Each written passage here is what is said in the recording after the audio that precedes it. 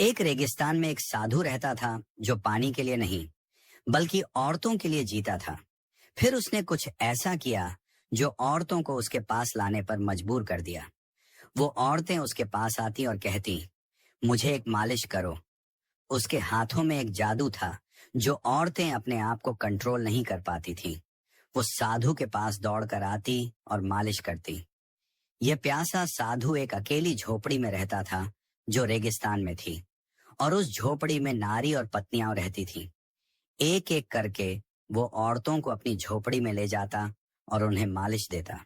उसके हाथों में एक जादू था जो एक औरत या लड़की को मालिश देने के बाद, चाहे वो चाहे या नहीं, वो वापस आती थी।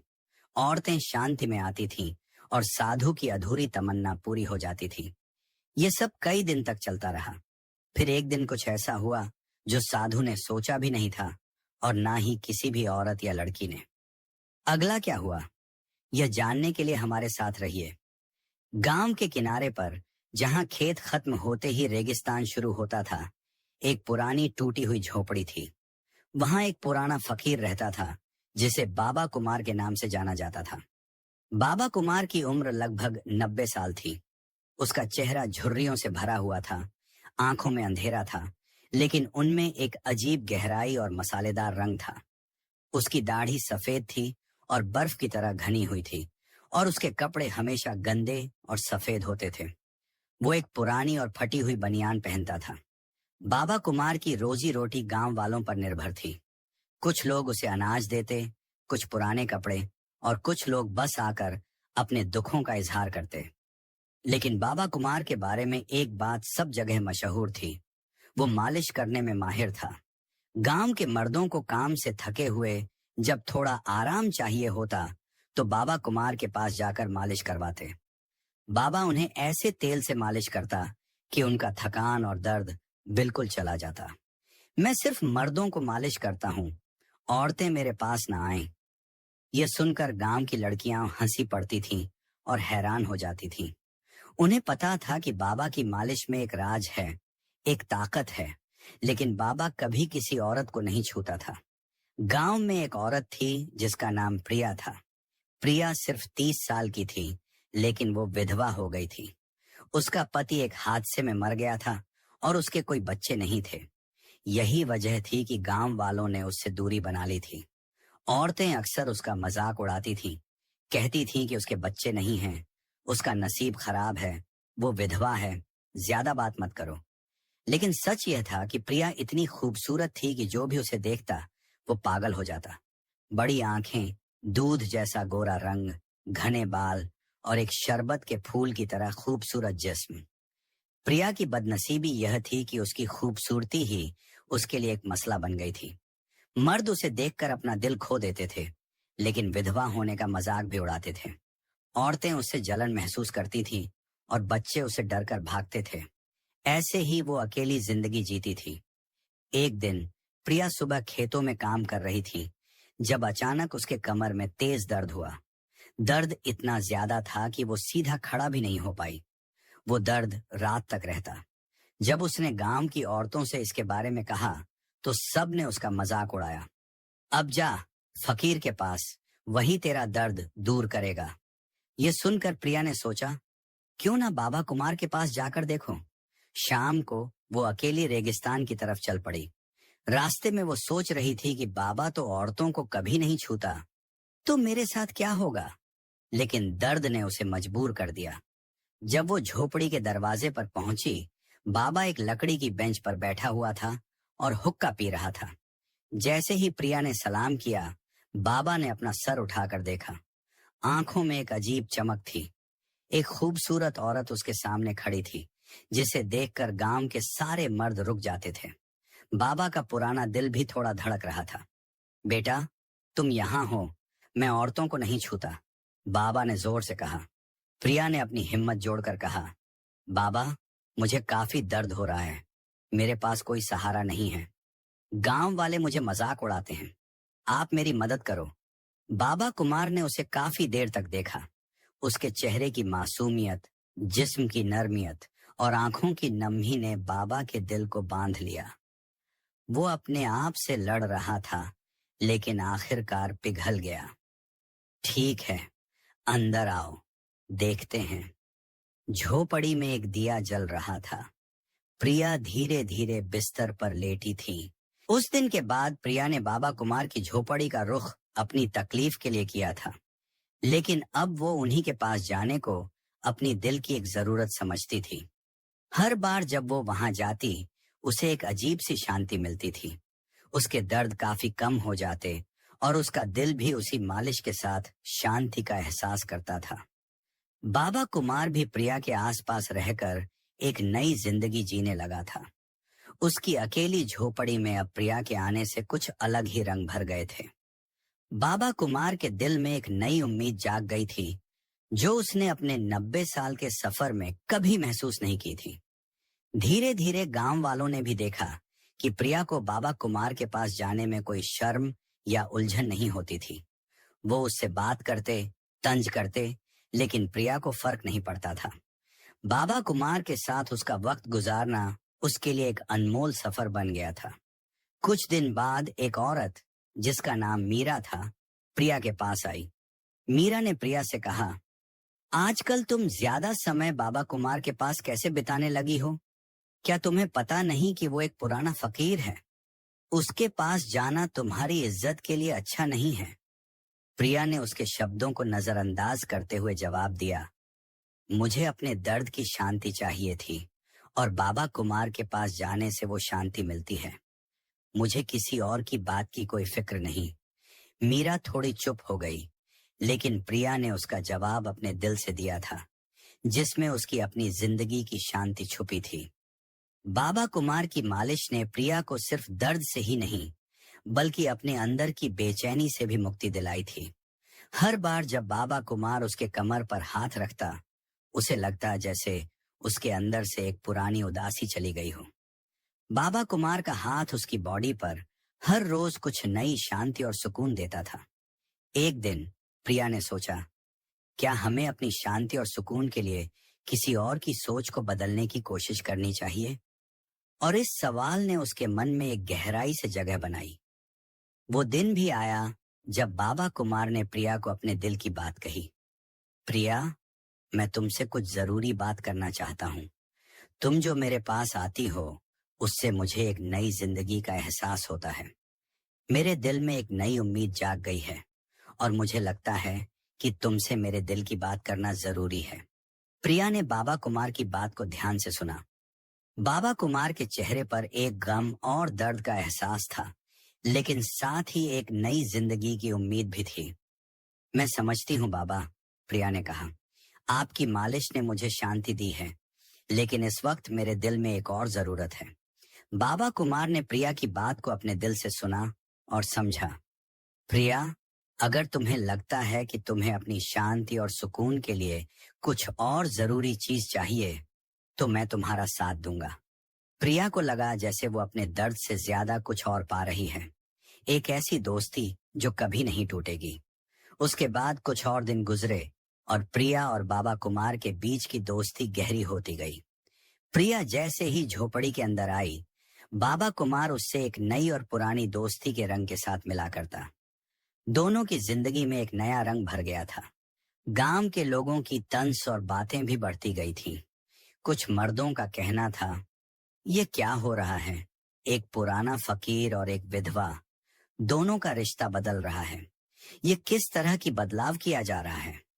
लेकिन प्रिया और बाबा कुमार को अपनी दोस्ती से ज्यादा किसी चीज का डर नहीं था। उन्होंने अपने दिल की सुननी थी और अब वो दोनों एक दूसरे की मदद से अपनी दुनिया को नए रंगों से सजाने में लगे हुए थे। जब बाबा कुमार और प्रिया के बीच की दोस्ती इतनी गहरी हो गई थी, तब गांव वालों की जुबान पर उनका नाम हर जगह था। हर छोटे से बड़े काम को लेकर लोग बातें करते रहते थे, लेकिन बाबा कुमार और प्रिया को इस बात का कोई फर्क नहीं पड़ता था। उनकी जिंदगी अब एक नए मोड़ पर थी, जहां उन्हें अपनी शांति और सुकून मिल गया था। एक दिन प्रिया ने सोचा, आज मैं बाबा कुमार के साथ अपने दिल की बात करना चाहती हूँ। उसने अपने दिल की बात बाबा कुमार के सामने रखी। बाबा, मैं तुम्हारे साथ अपने दिन गुजारना चाहती हूँ। तुम मेरे लिए सिर्फ एक मालिश करने वाला नहीं हो, तुम मेरी जिंदगी का एक अहम हिस्सा हो। बाबा कुमार ने उसकी बात को पूरा ध्यान से सुना और अपनी आंखों में एक गहराई महसूस की। प्रिया, मेरी जिंदगी का हर दिन तुम्हारे साथ गुजरने का सोचने से मुझे ऐसा लगता है जैसे मैं कुछ पाने की कोशिश कर रहा हूं। तुम मेरे लिए सिर्फ एक लड़की नहीं हो, तुम मेरी जिंदगी की जरूरत हो। प्रिया की आंखों में आंसू थे, लेकिन उनकी आंखों में एक नई उम्मीद थी। बाबा कुमार के हाथों में एक ताकत थी जो उसकी सारी मुश्किलें दूर कर देती थी। और उस मालिश के बाद प्रिया को एक अजीब सी शांति मिलती थी।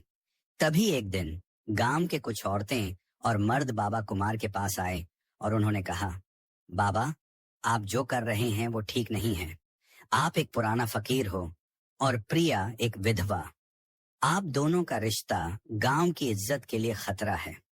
बाबा कुमार ने उन लोगों की बातों को सुनकर अपने आप को संभाला और कहा, मुझे किसी भी बात का डर नहीं है। मैं सिर्फ अपनी जिंदगी जीना चाहता हूँ। प्रिया मेरी जिंदगी का हिस्सा है और मैं उससे अपने दिल की बात कह रहा हूँ। प्रिया ने बाबा कुमार की बात को काफी गहराई से समझा और कहा, मैं बाबा के साथ हूँ। अगर गांव वाले हमारी जिंदगी के बारे में कुछ कहना चाहते हैं तो उनका काम है कहना, लेकिन हम दोनों को अपने दिल की सुननी है।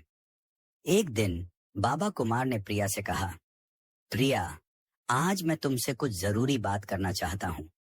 तुम्हारे दिल में जो दर्द है मैं उसे समझ सकता हूँ।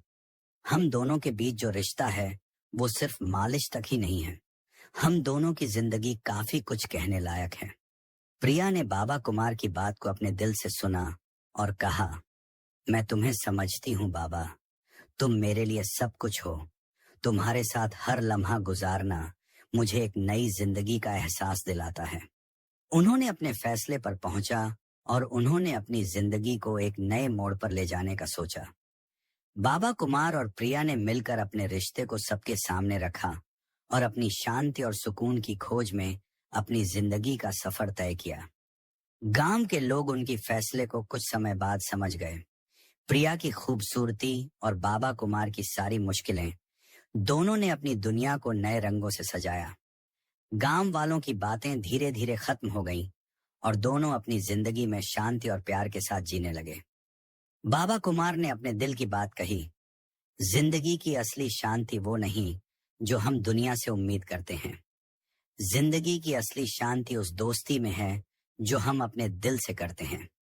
प्रिया ने अपने चेहरे पर मुस्कान के साथ जवाब दिया, हाँ बाबा, तुम्हारे साथ हर दिन गुजार कर मुझे लगा जैसे मैं अपने दिल की सुन रही हूँ। तुम मेरी दुनिया हो। उन्होंने अपने रिश्ते को सबके सामने इज्जत के साथ रखा और गांव वालों के तंज को अपने दिल से दूर कर दिया। बाबा कुमार और प्रिया की जिंदगी ने एक नया रंग लिया और उनका प्यार और रिश्ता सबके लिए एक मिसाल बन गया। बिल्कुल कुछ समय बाद गांव के लोग अब बाबा कुमार और प्रिया के बारे में धीरे धीरे अपनी राय बदलने लगे थे। पहले वे दोनों को ताना देते थे, लेकिन अब उन्हें कुछ समझ में आने लगा था। उन दोनों के रिश्ते में जो गहराई थी वो अब सबके लिए एक मिसाल बन गई थी। प्रिया और बाबा कुमार अपने छोटे से संसार में अब खुश थे, लेकिन जैसे ही उनकी खुशियों का यह सफर आगे बढ़ रहा था, वैसे वैसे कुछ पुराने दर्द और संघर्ष भी वापस सामने आने लगे थे। गांव की औरतों और मर्दों की नजरें अब उनकी खुशहाल जिंदगी पर भी टेढ़ी हो गई थीं। कुछ औरतें अब भी ताने मारती थीं और कुछ मर्दों को यह नहीं पसंद था कि प्रिया ने एक पुराने फकीर से शादी की।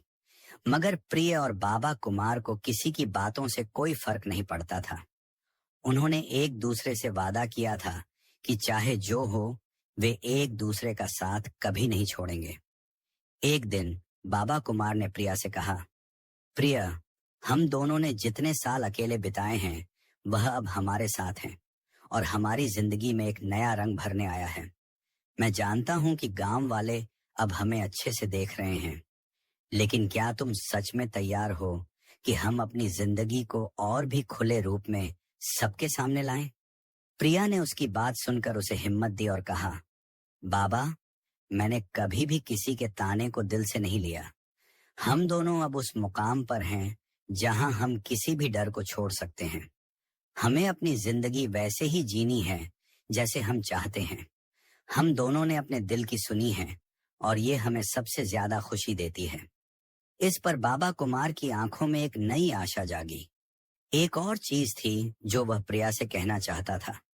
प्रिया, इस सफर में तुम्हारा साथ मेरे लिए सबसे बड़ी ताकत बनकर आया है। हमारी जिंदगी अब एक नया रास्ता दिखा रही है और मुझे लगता है कि हमें अब इस नए सफर को अपने तरीके से जीने का समय आ गया है। प्रिया ने बाबा कुमार के हाथों को अपने हाथों में लेते हुए कहा, हमेशा की तरह तुम्हारे साथ ही हम इस यात्रा को आगे बढ़ाएंगे। हम दोनों की राह अब एक हो गई है। चाहे जो भी हो, हम एक दूसरे का साथ कभी नहीं छोड़ेंगे। जब दोनों ने अपने रिश्ते को इस तरह से सबके सामने रखा, तो गांव वाले भी धीरे धीरे बदलने लगे। लोग अब उन्हें ताने नहीं बल्कि सम्मान देने लगे थे। प्रिया और बाबा कुमार का जीवन अब दूसरों के लिए भी एक उदाहरण बन गया था। लोग अब मानने लगे थे कि सच्चा प्यार और सम्मान दिल से होता है और इसे पाने के लिए किसी चीज की जरूरत नहीं होती। लेकिन गांव के कुछ ऐसे लोग भी थे जो अभी भी प्रिया और बाबा कुमार की जिंदगी में दखल देने की कोशिश कर रहे थे। हालांकि अब प्रिया और बाबा कुमार को उन सभी बातों का कोई फर्क नहीं पड़ता था। उनका विश्वास और प्यार अब इतना मजबूत हो गया था कि उन्हें अब किसी से डर नहीं था। एक दिन गांव के कुछ मर्दों ने एक नया मुद्दा उठाया और कहा, देखो, अब हम सभी को यह स्वीकार करना होगा कि हम बाबा कुमार और प्रिया को अच्छे से देख चुके हैं। लेकिन क्या हम यह समझ सकते हैं कि यह रिश्ते का सच्चाई क्या है? प्रिया ने उन सभी की बातों को सुना और कहा, हमारे रिश्ते में सिर्फ प्यार और सम्मान है। कोई बात नहीं जो तुम कहते हो। हमारी जिंदगी और हमारे रिश्ते को तुम नहीं बदल सकते। हम वही कर रहे हैं जो हमारे दिल की आवाज है। बाबा कुमार ने कहा, हमारा रिश्ता किसी भी समाज के तय किए गए नियमों से नहीं, बल्कि हमारे दिल के तय किए गए रास्तों से चलता है। हमारे लिए यह यात्रा बहुत खास है और हम इसे अकेले नहीं बल्कि एक दूसरे के साथ जी रहे हैं। गांव के कुछ लोग अब यह समझने लगे थे कि प्यार और सच्चाई में कोई सीमाएं नहीं होती। हालांकि कुछ लोग अभी भी बुरा मानते थे, लेकिन प्रिय और बाबा कुमार को इस सब से कोई फर्क नहीं पड़ता था। वे अपने जीवन को अब अपनी शर्तों पर जी रहे थे और यही उन्हें सबसे बड़ी खुशी देती थी। अब उनकी जिंदगी की सवारी पूरी तरह से तय हो चुकी थी और वो दोनों इस सफर को एक साथ जारी रख रहे थे, प्यार और सम्मान के साथ। एक रेगिस्तान में एक साधु रहता था जो पानी के लिए नहीं बल्कि औरतों के लिए जीता था। फिर उसने कुछ ऐसा किया जो औरतों को उसके पास लाने पर मजबूर कर दिया। वो औरतें उसके पास आती और कहती, मुझे एक मालिश करो। उसके हाथों में एक जादू था जो औरतें अपने आप को कंट्रोल नहीं कर पाती थीं। वो साधु के पास दौड़कर आती और मालिश करती। यह प्यास